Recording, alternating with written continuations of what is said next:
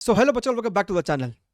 बच्चा, अगर आपने इस चैनल को है ना बहुत शिद्दत से कुछ महीने से फॉलो किया है तो आपको याद है हमने आपके साथ एक शॉर्ट्स शेयर किया था, एक बच्चे की कहानी बताई थी। हमने आपको समझाया था कि 3 बार ऐसा होता है कि एक जेई एस्पिरेंट को गिल्ट का अनुभव होता है। सबसे पहली बार जब वो एग्जामिनेशन सेंटर से बाहर निकलता है, दूसरा आंसर किए आने के बाद, और तीसरा उसका जब एक्चुअल परसेंटाइल आ जाता है उसके हाथ में, उसको दोबारा से ये गिल्ट का अनुभव होता है। अगर आप भी उस कैटेगरी में हैं, अगर आप भी उम्मीद खो बैठे हैं, तुमको समझ नहीं आ रहा है कि सर हम दोबारा से किक स्टार्ट कैसे करें, दोबारा से रीस्टार्ट, एंथुसियाज्म, पैशन कैसे लेके आए, वो सर फायर नहीं आ रहा है अप्रैल अटेम्प्ट के लिए दोबारा से मुझको पढ़ने का। अगर आप भी इस कैटेगरी में हैं जो अपने मां बाप को फेस नहीं कर पा रहे हैं, उनको समझ नहीं आ रहा है कि मैं सर इस समय करूं तो क्या करूं, तो बच्चा ये सेशन आपके लिए ही है।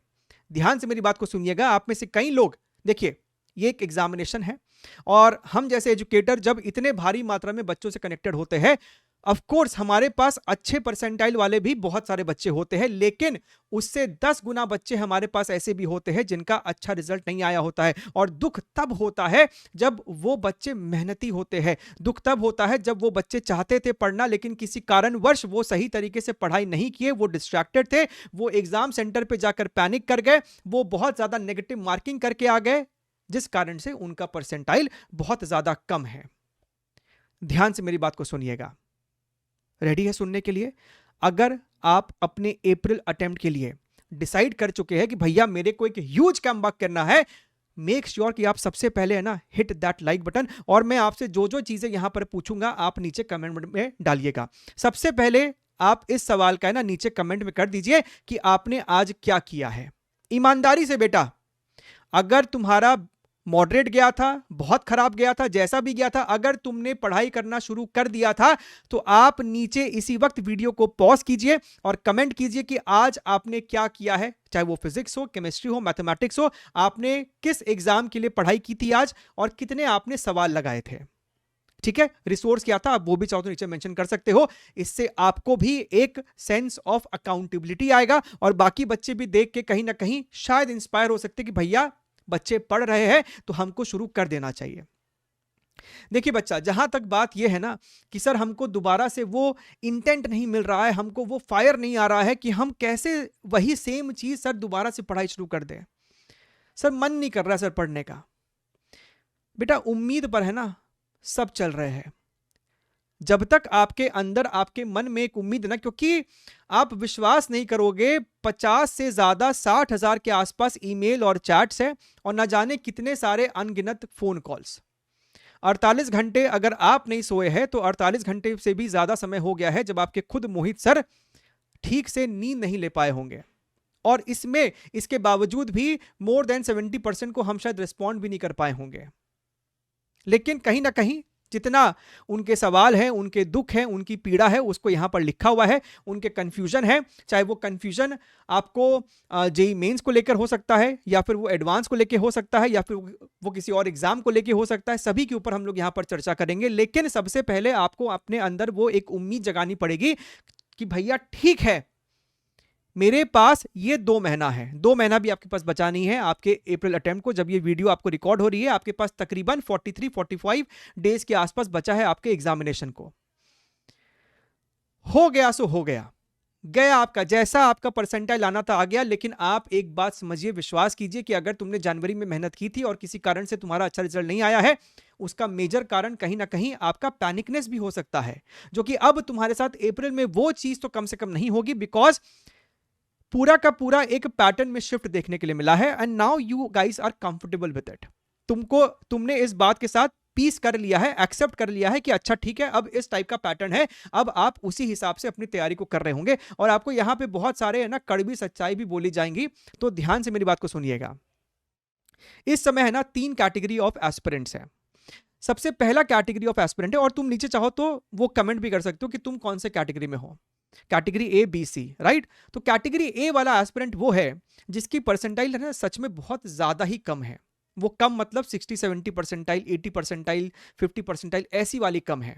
और ये वो एस्पिरेंट है जो कहीं ना कहीं उम्मीद पूरा ही खो चुके हैं, उनको वो किकस्टार्ट करने का मन ही नहीं कर रहा है। उनके मन में सवाल आता है कि सर अगर इतना करने के बाद जनवरी में हुआ ही नहीं है तो अप्रैल में हम मेहनत करके क्या ही कर लेंगे।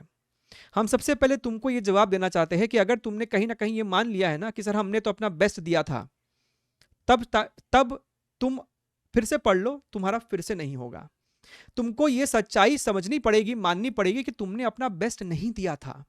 अगर तुम अपना बेस्ट देते, कितना भी तुम पैनिक कर जाओगे, इतने लो परसेंटाइल तक तुम नहीं पहुंचोगे। इसका मतलब है कि कहीं ना कहीं तुम्हारे पढ़ाई करने के अप्रोच में गलती है।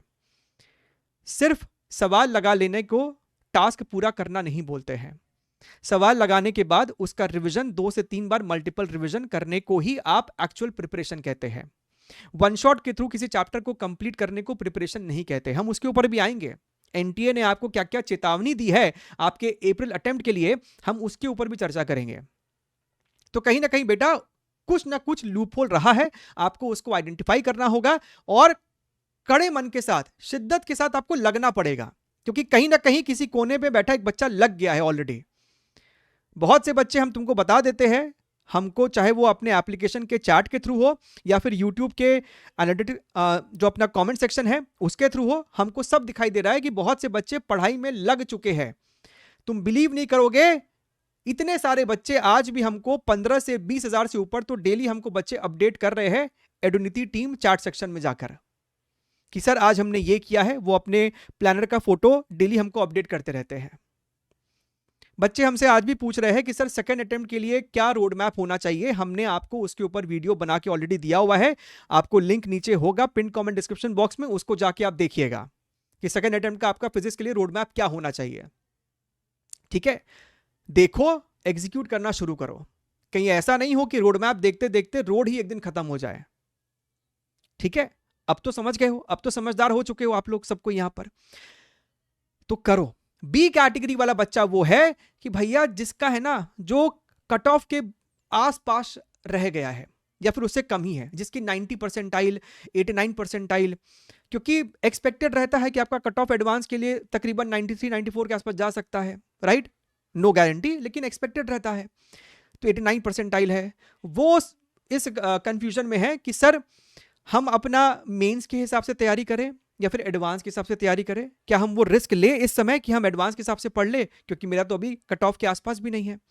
वैसे कैटेगरी के बच्चों के लिए मेरा रिकमेंडेशन रहता है कि भैया तुम अप्रैल के हिसाब से ना जम के पढ़ाई करो। हालांकि केमिस्ट्री आपको इस अच्छे स्तर की आई है कि अगर तुम थोड़े से टफर साइड में भी केमिस्ट्री को प्रिपेयर करते हो तो तुमको अप्रैल में भी फायदा मिलेगा और तुमको एडवांस में भी फायदा मिलेगा। बट ओवरऑल तुम अपना अप्रैल को ध्यान में रखते हुए अपनी पढ़ाई करो।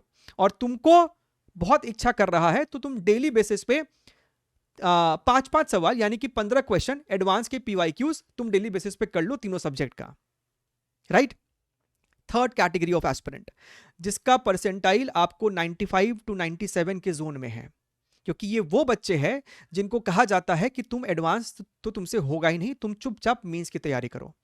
कई इंस्टीट्यूट भी 98 परसेंटाइल वालों तक को भी एडवांस के बैच में बैठने नहीं देते हैं। उनका कट ऑफ रहता है कि 99 परसेंटाइल है, एडवांस के बैच में बैठ जाओ। उन बच्चों को मेरा सुझाव रहता है कि तुम अपनी आत्मा से पूछो कि क्या तुमने थोड़ा बहुत भी तुमने एडवांस का एक्सपोजर लिया है प्रॉब्लम सॉल्विंग में। तुम कम से कम एक सब्जेक्ट को तो एडवांस, पीक एडवांस तक लेके जाओ। जो भी तुम्हारा स्ट्रॉन्ग सब्जेक्ट है उसको एडवांस तक लेके जाओ, क्योंकि वो तुमको अप्रैल में तो फायदा देगा ही देगा और वो तुम्हारे को एडवांस में उस सब्जेक्ट में तुम्हारा वो एक रैंक डिसाइडिंग सब्जेक्ट बन सकता है। ठीक है, तो इस हिसाब से आपको अपनी प्लानिंग करनी पड़ेगी ताकि आप अपने अप्रैल को भी बहुत अच्छा पुश दे सके और आप साथ ही साथ अपने एडवांस को भी बैलेंस कर सके। अब बच्चे आएंगे कि सर मेरा बोर्ड्स भी तो है, सर आप तो बोर्ड्स वाले को भूल ही गए हैं। बेटा जिनका बोर्ड्स है कहीं ना कहीं आपको खुद से वो टाइमलाइन में अपना समय निकालना पड़ेगा। 2 सब्जेक्ट के बीच में अगर तुम्हारे पास 6 दिन का गैप है तो भैया 6 दिन में अगर तुम 6 दिन टोटल 12 घंटा भी पढ़ते हो तो तुम्हारे पास 72 घंटा हुआ। 72 घंटा में से कम तुम 60% टाइम दे दो बोर्ड्स को और 40% तुम टाइम दे दो अपने अप्रैल अटेम्प्ट की प्रिपरेशन को। तुमको टाइम निकालना पड़ेगा, चुराना पड़ेगा ताकि तुम दोनों चीज को कहीं ना कहीं मैनेज कर सको। तो वो समय तुमको खुद को निकालना पड़ेगा बेटा। ठीक है, मैक्स टू मैक्स तुम ये कर सकते हो, आप अगर बोर्ड अपियरिंग हो तो तुम इस समय 12th के जो चैप्टर्स है उसको जेई लेवल पे तैयार करो ताकि बोर्ड्स में भी आपको बेनिफिट वो देता जाए। अब अगर तुमने जनवरी अटेम्प्ट को ढंग से तबियत के साथ एनालाइज किया है ना तो तुमको समझ में आ गया होगा। सबसे पहला चीज बेटा पेन पेपर प्रॉब्लम सॉल्विंग आपको करनी पड़ेगी। Don't be a content consumer. आप में से मैक्सिमम जनता जो है जनवरी अटेम्प्ट से पहले तक सिर्फ कंटेंट कंज्यूमर बन के रह गई थी। हमारे पास 99 परसेंटाइल के ऊपर वाले हजारों हजारों बच्चे हैं, उनमें से बहुत कम का, नॉट इवन 1% 2%, बहुत कम का हमने कुछ रिजल्ट हो या कमेंट हो वो हमने अपने टेलीग्राम पे शेयर भी किया था। कैसे ये सब बच्चे, उनमें से कईयों से बातचीत भी होती है, उनमें से आपको 50-60% जो बच्चे थे वो हमारी सिर्फ यूट्यूब के टास्क को फॉलो करने वाली जनता थी। बाकी रिमेनिंग % बच्चे हमारे बैच वाले बच्चे थे। तो बच्चे कर पा रहे हैं ना, तो तुमको यहीं से एक इंस्पिरेशन मिलना चाहिए कि हाँ भाई सर ने जो चीज दिया है वो आपको लेजिट है, उससे बच्चे कर रहे हैं। 99.998 परसेंटाइल, 100 परसेंटाइल सिर्फ फिजिक्स में लेके आ रहे हैं। फिजिक्स के दम पे उनका पूरा का पूरा जो परसेंटाइल है वो बच रहा है। तो आपको ये अपने अंदर कॉन्फिडेंस लाना पड़ेगा कि भैया हम, इससे हो तो सकता है लेकिन करना तुमको पड़ेगा ना। हम घर पे आके तुम्हारा कलम तो नहीं चला सकते। So do not be a content consumer. Pen paper solving आप कीजिए जिससे आपका दिमाग जो है वो रजिस्टर करे चीजों को, और आपको आदत हो कि एग्जाम में भी आपका पेन पेपर के ऊपर चल सके। सिर्फ easy easy easy easy easy easy questions करने से कुछ नहीं होगा, आपको अपने दिमाग को खोलना पड़ेगा। केमिस्ट्री में आप देख ही रहे हो कि कैसे वो लोग मल्टी स्टेटमेंट रहता है, उसमें से आपको मोर देन वन स्टेटमेंट आपको करेक्ट होता है, उसको वो लोग चुपके से सिंगल करेक्ट क्वेश्चन में बिठा कर दे देते हैं। सेम चीज आपको फिजिक्स में भी वो लोग कर सकते हैं अप्रैल में। इट ओनली मीन्स कि आपका हर चैप्टर पे, खासकर जो कुछ बहुत क्रिटिकल चैप्टर्स है आपके फिजिक्स में, राइट, उनके ऊपर आपकी अच्छी पकड़ होनी चाहिए। For example fluid mechanics, ray optics, rotation, electrostatics, your SHM, your fluids, modern physics, thermodynamics. ठीक है, ये आपको कुछ बड़े ही इंपॉर्टेंट चैप्टर है। ईएमआई, जिसपे आपकी अच्छी पकड़ होनी चाहिए। सरफेस लेवल नॉलेज से काम नहीं बनेगा। अगर आपको समय देना पड़ता है कि इन चैप्टर्स को आप प्रॉपर्ली अच्छे रिसोर्स के थ्रू करें, तो आपको करना पड़ेगा, राइट। पहले भी कहा है, फिर से कह रहे हैं, क्या तो आपको कोई चैप्टर आता है या फिर आपको वो चैप्टर नहीं आता है। नहीं आता है तो आपको उसे प्रॉपर करना पड़ेगा। Gone are those days of one shot, कि भैया वन शॉट से काम बन रहा है। वो आपको होता था 2023 और 24 में। 25 से वो दौर बदलना शुरू हो गया, 26 में तो और बदल गया। ठीक है, मत बनो बेवकूफ उन वन शॉट्स के चक्कर में।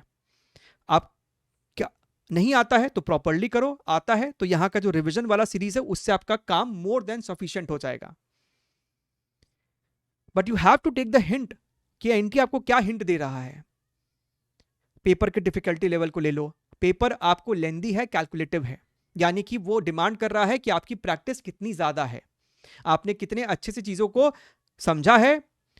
Follow the rule of 1:3, that is your 25% time concept theory and 75% time at least your problem practice. हाँ, प्रॉब्लम प्रैक्टिस में ये हो सकता है कि तुमको कई बार प्रॉब्लम का जो सोल्यूशन है, डिस्कशन है, वो देखना पड़ा लर्निंग मोड में, लेकिन तुमको फिर उसको दोबारा से रीडू भी करना चाहिए पेन पेपर पे।